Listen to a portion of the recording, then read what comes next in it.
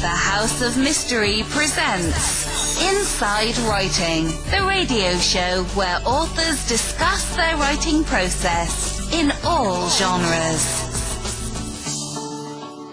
A series that's been on History Channel, and it's about H.H. Holmes as the real Jack Ripper.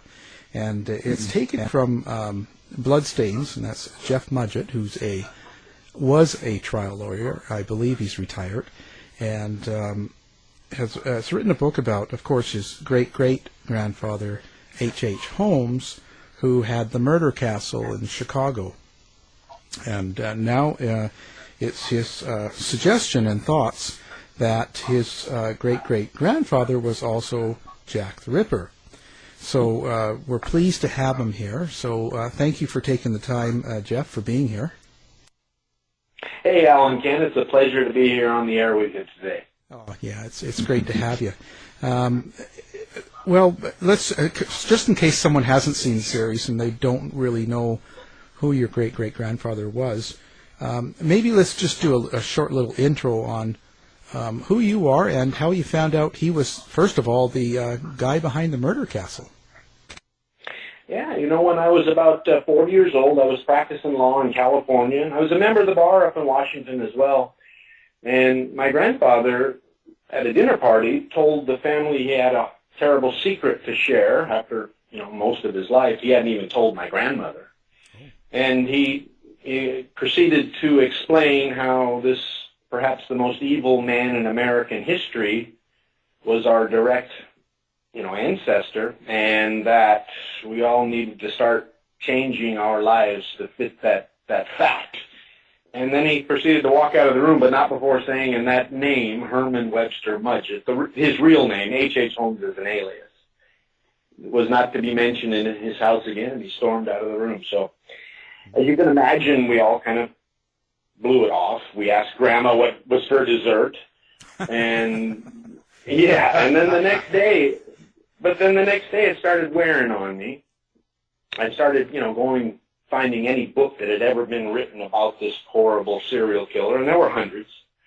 And at one point I just decided, the legends and lores were out there so far over the edge. I needed to set aside practicing law and dedicate my life to finding out what was true and what was not. And as you so accurately depicted, and I have my own TV series now on History Channel.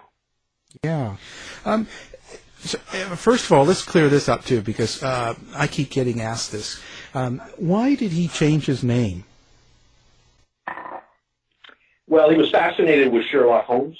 He loved that name. He probably had as many as 31 different aliases we've been able to track down. Oh. He was perhaps the greatest con that ever lived, and fraud. He pretty much invented life insurance fraud and then took it to its extreme. And this was a man in the 1880s and 90s who, was making $200,000-$300,000 a year with murder and life insurance fraud. Wow. Kevin, get into that. Yeah. I've been doing it all wrong. We're always just doing the wrong thing in life. I tell you. I have to say, so let's just, so the people that don't know what H.H. Holmes did in Chicago, how many people do we think that he killed in his murder castle? Well, Alan, Kevin, that's a question that I get asked a lot, and really no one actually knows. There are historians that believe it was 13. Holmes admitted to 27, despite the fact that 2 or 3 of those were alive when he admitted to killing them. He was a great liar as well. And there are others like Eric Larson, the author of Devil in White City, who, take the side of much higher numbers. I tend to agree with Eric that this was a medical doctor. He graduated from the University of Michigan. He knew how to reduce human remain after murder to nothing. He had furnaces and acid baths in the basement of his murder castle, and this was a man who could eliminate any evidence of murder. So, when some of the historians that are demanding that we find bones or DNA to determine the numbers, I tend to disagree with their analysis, because there are unidentified innocent victims out there who will never be determined, just because, I'll give you an example. Holmes had a concrete factory along the Chicago River, and he never sold concrete. But it's our theory, and we used it on the show, that he used to put bodies in these blocks and then take them out at night and dump them in the river to sink in the silt. I mean, it makes absolute sense. And if I can add this, back in his era, it wasn't really all that common for people to, uncommon for people to go missing. Oh, I thought the show did a great job, Kevin, of accurately stating that. During the time of the World's Fair, when millions of people came to Chicago from around the country and the world, the Chicago police were just overloaded, and they admit that hundreds of innocent young ladies went missing, that they'd never determined the whereabouts or what actually happened to them at the time. Yeah. Now, what was he doing with it? Like, was he selling the body parts, or was he just collecting insurance? Kind of all of it. Was it just all together? Yeah. Al Holmes liked money, and he liked women, and mostly money. So anything he could do, sell the bones, do the life insurance fraud, anything he could do, he would. And I'll give you another example. I was at a book signing in Iowa, and an administrator of a hospital museum came up and said, Jeff, I've read your book. I believe your theories. We went and did some investigating at the museum, and lo and behold, we think one of the skeletons in the museum was actually bought from Dr. Holmes, and we began the process of eliminating that from the museum in the interest of, protecting innocence. So he paid for his tuition at Michigan selling skeletons. After school was over, he'd go out late at night, dig up a fresh grave, clean it up, and then sell the skeleton to hospitals around the country. Wow, why didn't I think of that? Yeah, I started to say that. Well, that in itself, Jeff, it is quite a feat. No this man. They when we talk about evil genius, this was it. That's why when people try to compare him to Gacy and the Florida serial killer, it's ridiculous. This one's way out beyond them. He actually talked people into assisting him in murder. He had assistants that would do this stuff for him, and there was. That's why I'm happy with the show. The geniuses at History and McGilla Production who helped me with it. I think they've given the country, and now it's being shown in the UK, the ability to realize this was the real Dr. Frankenstein, and we need to study him more. He's not just a psychopathic killer. This was something that maybe one day we can use to define what evil actually is. Well, Jeff, having said that, would it be fair to say, let me take a left turn here real quick, would it be fair to say this is kind of new information, that he had these assistants? Would you say that maybe H.H. Holmes had a small murder cult? You know what? I've never heard that before, but that makes sense. He had the ability to hypnotize. Women just were infatuated with this man. The New York Times wrote about at his trial, for murder, when the jury came back, rendered him guilty, the judge called for capital punishment, hanging by the neck until dead. He stood up. They were leading him off in his chains, and the women in the audience that were associated with Holmes stood up and had crocodile tears as he was led from the room, despite knowing who he was, what he had done, and that the woman next to them was also his lover. And I tell you what, that to me maybe accurately than anything else depicts what kind of man this was, and how these women could be so much, I guess, in love. I guess that's the right phrase. I don't know, but even knowing what he was.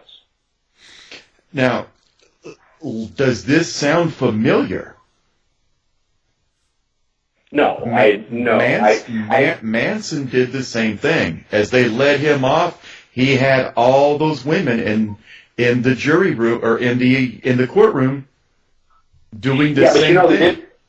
The difference with Manson is he never actually murdered anyone, they think. Well, his assistant did. True. Yeah. How does this make you feel, Jeff? Like finding out, first of all, that who he was and the things that he did, and possibly the other things that he did. Like, how does this all come down on you now that you're an adult and moved on with your own family? What's this effect is it having on you? And that's what I tried to write my book, Bloodstains, about. There's 100 books about how many rooms were in the murder castle or how Holmes murdered and then reduced the bodies. I wanted to write more about the journey that I went on once my grandfather told us this awful truth. And I knew I was different. I knew I had thoughts that made me strange, but I tended to write them off as things all men have once in a while. And I went on with life. I had never committed a crime in my life. I had never actually envisioned murdering anyone in my life. But when my grandfather let us know our roots, so to speak, that changed my life. And I knew that these things that I had tried to write off had a basis. There was a reality to them, and that I needed to deal with them in a more mature way than I had in my previous life. So do you think he was mentally ill, like sick, or how do you characterize him then, now? I go on shows with psychologists and doctors that have written books that are considered the foremost experts in the world now about Holmes, and I don't think he was sick. I think the quote he gave, while he was in prison to Hearst newspapers, who paid him a fortune just to talk to them in his prison cell, that when he said, "I was born with the devil in me, and it's been with me ever since." The man was smart enough that the University of Michigan still talks about his IQ. He was smart enough to have been a Louis Pasteur, and instead he decided to do these horrible things. And I think it was a choice. I think he enjoyed it. I think he was just one of those anarchists that didn't believe in the law or consequences, and he went out and lived his life as he saw fit. Well, most serial killers do that. They feel that they're above, they're a breed above humanity, that, your laws don't apply to me. Yeah, no, that was definitely Holmes. He was not concerned with the law at all, except staying beyond their reaches. That's all. Now, moving into the Jack the Ripper and the history 8-part miniseries here, how did you first associate your great-great-grandfather with England and London at the time in the 1888, I believe? How did you first sort of come to think, well, I wonder if he was that, or what led you to this? Yeah, the family, we knew that he had done some traveling. When I started my research, my brother was helping me out. And we found some material that indicated he'd done some traveling to Europe. I wrote about it in the book.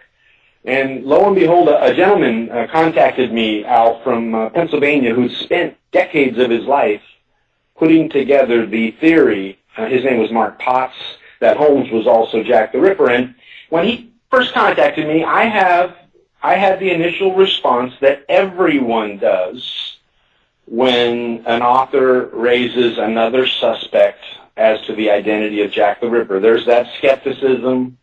There's that disbelief. Many of the Ripperologists in London actually grow violently angry with you about a new theory.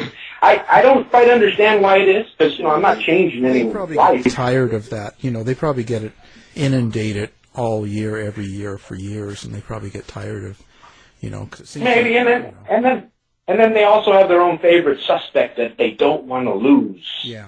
And someone brings, and so when Mark came to me, I said, yeah, come on, man.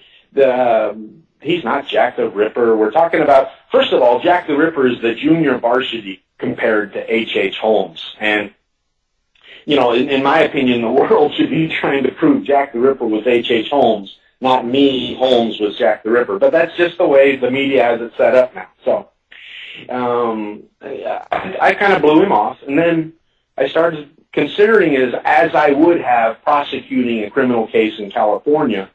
And the evidence started clicking. So I started putting a little more time into it, did some research regarding handwriting comparisons, found 2 or 3 of the most foremost experts in the world comparing handwriting in a new computer program that they devised to do so, that the FBI and the CIA actually use.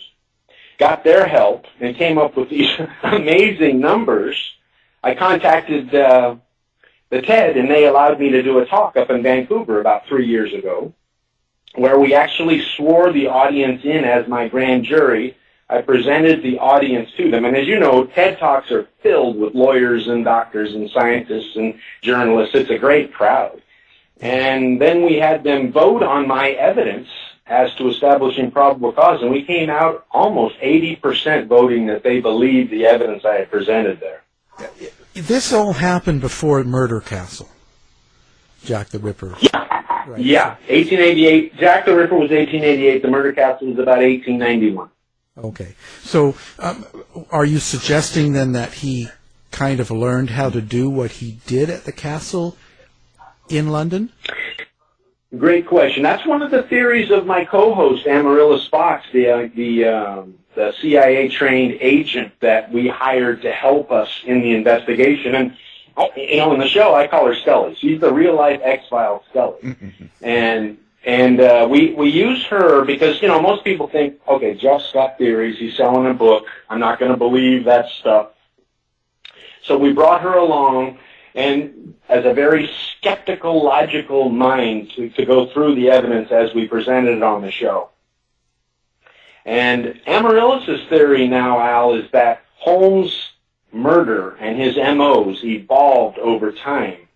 And when she lays it out, I think in the 6th or 7th episode, it makes a lot of sense, and it works right up to the very end. And I would ask your listeners, if they get a chance, you know, watch those 6th and 7th episodes, and as Amaryllis explains, how a murderer, how someone that started out digging up graves for the money to pay his tuition, then he decided, wait a minute, going out at 1 in the morning and digging out a fresh grave and then cleaning the flesh off those bones is too hard. I'm going to do it an easier way. And you know what the easier way was, Kevin? It was just to hunt them down and do it himself, process them like animals. Murder them. Yes. So that evolution of style and M.O. is what she believes led to the construction of the Murder Castle, where he had his own little laboratory down below the hotel that he rented out to victims of the World's Fair. And the hotel was 2 miles away from the World's Fair, guys. When you rode the Ferris wheel, you could see his hotel. Now, that brings me to a great point that I was hoping that you would touch upon, is the construction of the hotel. I mean, it was, you know, I don't mean to sound like I'm admiring him, but it was absolute genius the way he constructed this hotel. You know, and there's guys that have put a lot of time into that. I agree with you completely. Everything he did had a reason and a cause, and it was based in logic. And that hotel was designed for a young lady to walk in the lobby, for her to check in, to think the entrance was just spectacular, something she had on her bucket list all of her young life, how they would take her up to a room, prepare her, you know, get her rested for the night to go to the World's Fair right down the avenue. And instead, Holmes would watch her through an eyepiece. He would have his assistants allow gas to enter the room. If he thought she was special, he would render her unconscious. If he thought she was just another piece to make money on, they would asphyxiate her to death in the room. They would enter, they would send her down a greased chute to where she'd end up on a gurney in the basement ready for his experiments. I mean, that is spectacular. I mean, what a time saver. Well, and hey guys, it's in America. It's not supposed to happen like that, is it? I don't know. So I could see, though, exactly, you know, what you guys are saying, though. If he was in Britain committing these rather savage yet almost surgical murders, how he would evolve and learn, well, I don't need to work so hard. I will have, you know, I see the evolution. I see what you're saying. Well, and then remember also, in London, guys, he was there on a quote-unquote vacation. All he had to do to escape arrest was buy a ticket home. In Chicago, that was his life, and he needed to be more careful with his alibis. Mm-hmm. Right. And London was really a mess then, right? There was like 5 million people. It was the heart of the empire, and it was really now the Whitechapel area was quite poor, quite bad shape. A lot of people living in one room, like, you know, families and people with boarders, and it was a real poor time. No, I agree with you. I've seen some of the pictures from the time, and the Whitechapel area was horrible, and as horrible as some of the areas of Chicago at the same time. Yeah, yeah. So he would be familiar with with that type of area, you know, how to live in it, how to survive. Yeah, and here's a man with he traveled with a butler. He had thousands of dollars in his pocket, and he would stay at the finest hotels, and then at night, I tend to think of him like a lion on a hill overlooking the savannah with a gazelle. He'd travel out at night and do his doings in any fashion or form, and then return to his hotel, clean up, and go down and spare the company of the wealthy and the rich of London. Wow, they could make a new version of the Lion King. It's not Simba no more, is it? No more Simba. On show 2, where you got the shawl from Catherine Eddowes, it confused me a bit because we had Edwards on the show, Russell Edwards, who had done the shawl and tested it and stuff. So did that older couple, have a different piece of the same shawl? You know, that's I think. I'm pretty sure I met both of them, and they allowed us to use their portion of the shawl. And to tell you the truth, guys, I never believed that the shawl would have had Holmes's DNA on it. That's not the way he operated. And for it to have had his DNA on it, he would have had to cut himself accidentally, or the victim would have had to scratch into where he bleeded on, something like that. He never committed rape. We never found one occasion where he was involved in a rape, and he had hundreds of women around him. So when we tested that, Al and Kevin, I was skeptical, but I got to tell you, it was the chance to solve Jack the Ripper 100% with direct evidence that no one could walk away from. I mean, we used my DNA, which is a direct paternal link, which is the most accurate DNA there is. And, I said, let's give it a shot. Let's give it a try. And lo and behold, there was no match. But quite frankly, the production team, we knew it was a long shot, but it was worth taking. Oh, yeah, you have to eliminate. It's just that because Russell Edward, when he DNA tested that Polish immigrant had DNA on that shawl.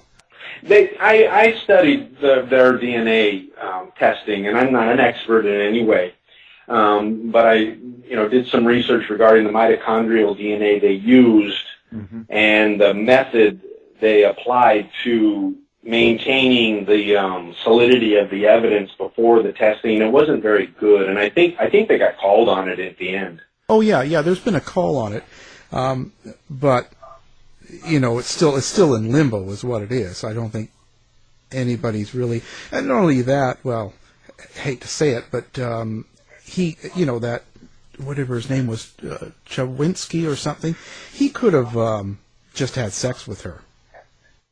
That's right. That's right. He was there, and it doesn't mean that he killed her. It's the same. It's kind of something we hear nowadays. That's all. But I guess they determined there was 2 or 3 different samples of semen on the shawl. So I agree with you. Yeah. Oh, yeah. She was busy. Yes. Yeah. I started to say without sounding crude. Yeah. I mean, she was a working girl. Yeah. Yeah. So I mean, anything can happen there. What did you come across any evidence of where he was when he was in London? As far as the murders, we know where the murders took place. Now, when, I expressed my theory, and guys, I got to tell you, right now, I have no doubt that H.H. Holmes was Jack the Ripper. I know that if you allowed me to present my evidence on your show to a trial judge, I could get an arrest warrant for him if he was alive to stand trial for the murder of Catherine Eddowes and Elizabeth Stride. There's no doubt in my mind. I could get that. And then, then the machine would go to work providing the evidence we needed for a conviction. Now, did the show present the evidence to get a conviction beyond a reasonable doubt? Absolutely not. And I'll be the first to admit that. But the main detraction from my theory that the Ripperologists come up with every time, I debate with them on stage is that you can't prove H.H. Holmes went to London aboard a liner from New York City. Why not? That's their argument. Everything else they admit works, but that one didn't. So I don't know if you both remember, but during the show, Amaryllis handled the passenger list completely because I didn't want to have anything to do with that so that no one could point to me and say, Mudgett, you did that, you made that work. No, Amaryllis went down and inspected the passenger list by herself. And she came up with the conclusion. They found one name that was Holmes and 3 or 4 of the aliases that he used on ships that went over to London and then came back. And to me, I don't get asked about it much, but that to me is one of the major revelations of the show. Right, because that's kind of one of the things I heard. The other thing I got from Ripperologists were his M.O. does not fit with the Ripper. Seems to be the most common one that from other people that have written books and been involved. What's your response to that? I hear that often, guys. I ask them, I'll give you a couple arguments that I would make before a jury. The first would be, well, explain to me Holmes's M.O. in the basement when he murdered. I'm not sure anyone actually saw him at work. Mm-hmm. I don't really get how you differentiate that. And also, we determined that Ripper-style killings occurred after he returned in New York City and in Chicago. And as a matter of fact, Scotland Yard and London Metropolitan followed him over and inspected those murders because they were convinced that it was an American doctor who had committed the Whitechapel murders. And when you raise that issue, and I asked the Ripperologists, okay, well, what do you guys have for that? We have a disembowelment in New York, and we have multiple disembowelments in Chicago. What M.O. differences are you talking about? We don't have videos to inspect how he murdered here or there. We're trying to use stuff we have that's 130 years old. And, I don't quite understand why they want to differentiate this evolution of murders that occurred for a man that, was 25 to 35 years old and then came across the States and built a murder castle and continued killing wherever he went. Okay, Jeff. Let's look at this logically from a law enforcement point of view, because right. I'm tending to agree with you. Let's say that H.H. Holmes. Let's go back to the passenger list. That would be a great way to kind of muddy the waters. I'm going to buy a ticket. No, I'm going to buy 4 or 5 tickets in multiple aliases. The liner doesn't care as long as they get their money. So that would kind of scatter police resources when they begin to research that. Now I'm going to go and I'm going to practice killing outside of my comfort zone. I'm going to go to another country and practice this. Okay, now I've got the killings down. Now I'm going to come back, do a few killings in utilizing what I've learned in Britain, which became known as Jack the Ripper. Well, now Scotland Yard has kind of investigated this a little bit too closely. I need to kind of change my methods or they will begin to connect this to me. So I will begin to evolve. at the same time, I'm not going to pass up this plethora of victims that I have coming, with the World's Fair. So I'm going to build this grand hotel with all these different methods of killing, and I can act in privacy down in my basement, and I can also have my minions doing work for me. So, as long as you keep, I don't know what I'm trying to say, the field of suspects so wide, it makes it difficult for law enforcement to kind of focus it down to one individual. Am I making sense, or am I just rambling?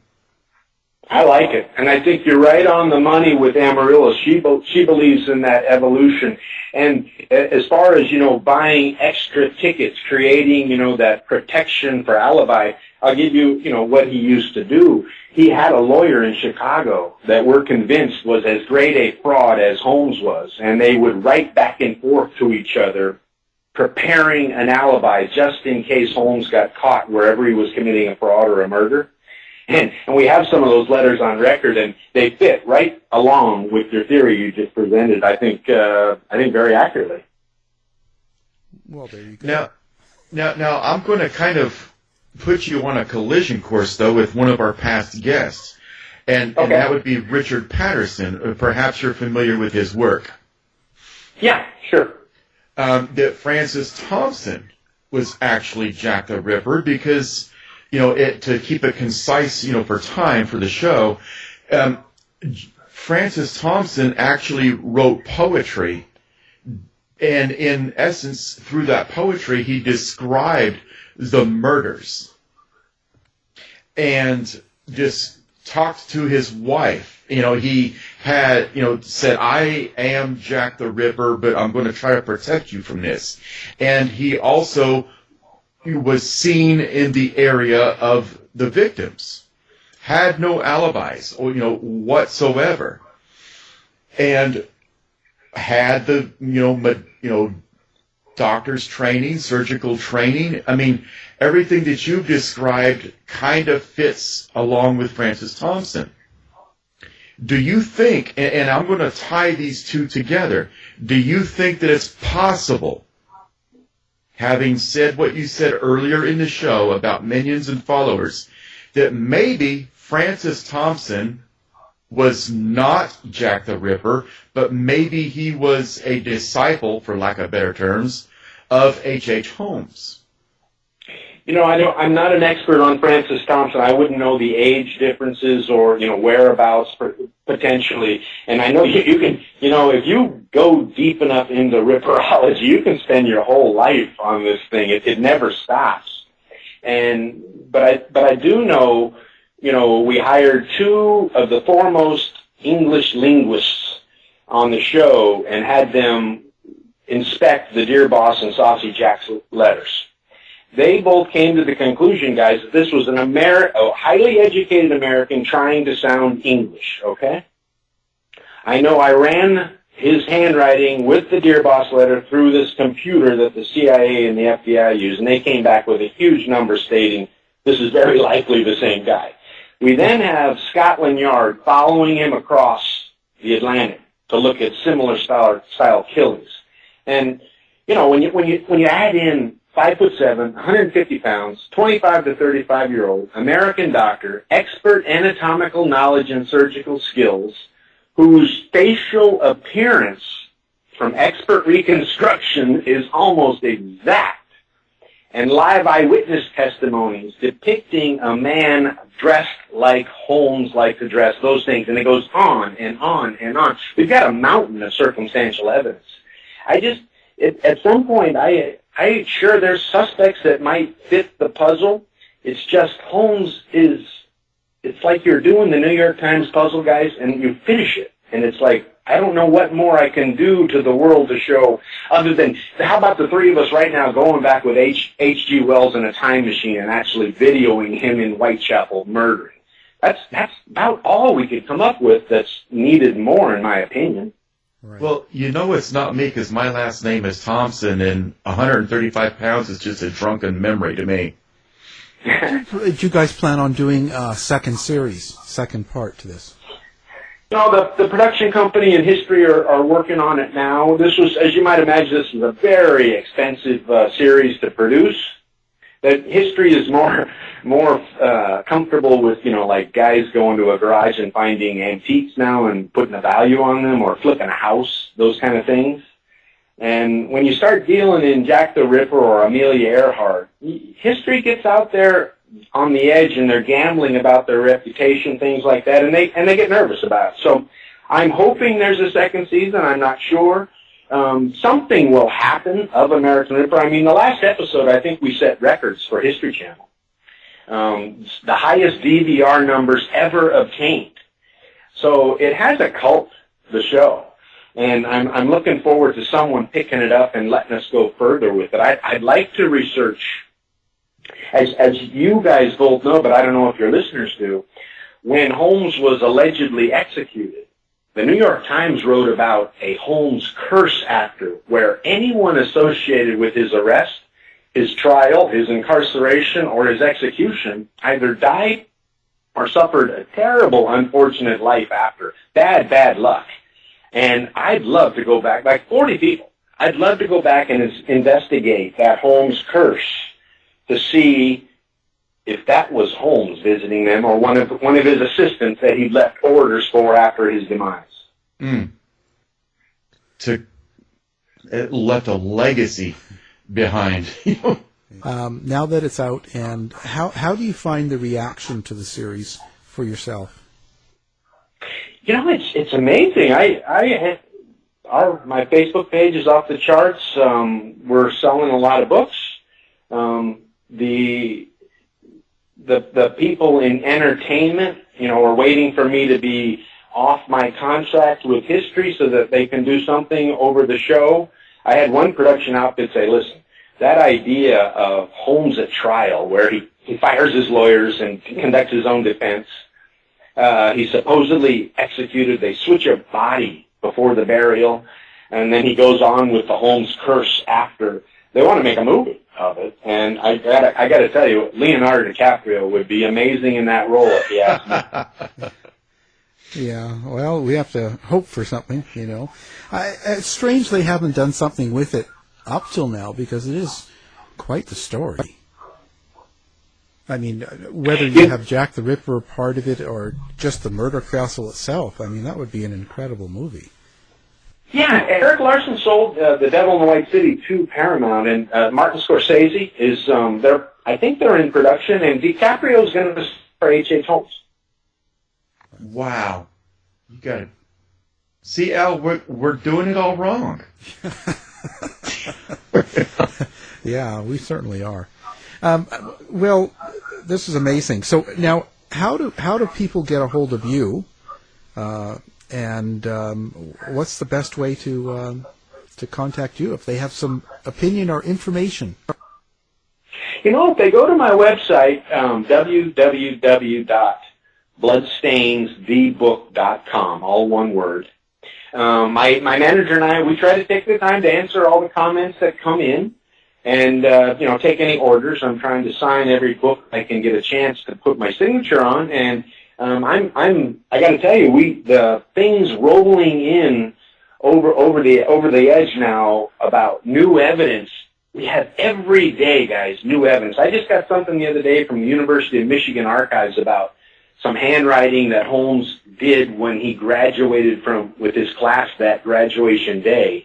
And they had sat down with some handwriting experts, and they just said it's exact with the Dear Boss letter, and they sent us a new piece of literature that we had never seen yet, so I'm sending them on to the experts. But we get evidence of Holmes committing murders when he was a young boy in New Hampshire. Every day something new comes in, and I'm just waiting for that one piece of direct evidence that we need. The world's going to demand it be a direct piece of evidence, and I understand that. So that comes in connecting him once and for all with Jack the Ripper, and then I'll call you guys up and come back on your show. Okay, we look forward to it. I was going to say, too, this really affected your great-grandfather and your grandfather, obviously, because they were closer to it. Do you still have things of H.H. Holmes that were passed down to you that you were able to keep? Sure. Yeah. Yeah. Yeah. I've got the original graduation photo where he became a doctor at the University of Michigan that day, and we have some mementos like that my grandfather had kept hidden, and then when he passed, he left them to me in his. He bequeathed them to me because he knew I was the one doing most of the work on the story. So we have those things, and I just haven't decided what to do with them yet. Now there's members of my family, guys, that aren't happy with my path, And that's understandable. Yeah. My father's okay with it, and my mother's supportive. I'm sure she'd rather have had me stay a lawyer. But I try to respect the family's wishes, and we're finding out there are Mudgetts across the country. I had no idea. Oh yeah, I bet you're finding out things about your family that you never knew happened or never knew existed, right? So it's absolutely, you learn something new about yourself all the time. Well, Jeff, it's a pleasure as always to have you on the show, and this is a great series you've got going on history, and it's starting to play in the UK and Canada now, and we recommend everybody watch it. And of course, your book is called Bloodstains, and that's pretty much available anywhere now. I would imagine it's selling so well. Amazon carries the ebook, and then we turned down a couple of publication offers. We handle it ourselves, the print copy, and we're quite happy. We decided that. I'm going to give a few talks coming up at universities about the new literary world as it is now, and my ideas about keeping it to yourself if you're willing to put the work in. Well, shoot, I plan on getting a copy. Well, now I'll sign you one. There you go. And now, is there an audio book as well out on that? We have an audio book on CD, which, quite frankly, we're not happy with it. It's too expensive, so we're trying to do some work with audiobooks.com and see if we can go to a digital download, and I think we'll probably have that within a couple of months. That's great. That's good. I do a lot of audiobooks myself, so. And who's narrating the book is my friend up for the Emmy Sunday. Yeah, so. That's what you were saying. That's fantastic. Well, good luck. Yeah, I'm excited. Good luck to him at the Emmys. I hope he does well, and hope you have a great time. Wished I could go, but oh well. Well, thanks very much, Jeff. Like I said, it's been a pleasure as always, and great book, great series, and we wish you the best coming in the future. Al and Kevin, it's been a pleasure being on with you today. Your questions have been some of the best I've heard. And Kevin, I thought your theory about how those multiple names on the passenger list, I'm going to tell you, as soon as we're off the phone here, I'm going to call up Amaryllis and run it by her. It just makes sense. That's Detective Thompson. Yes, Scooby-Doo on the case. Yeah. All right. I'll have to put you down on the list and give you a call when I got something new come over. Awesome. To find out more about our show, guests, or to listen to past shows from our archive, please go to www.houseofmysteryradio.com. Show's over for now. Was it as good for you as it was for me? Well, good night. This has been a production of Something Weird Media. I'll be back.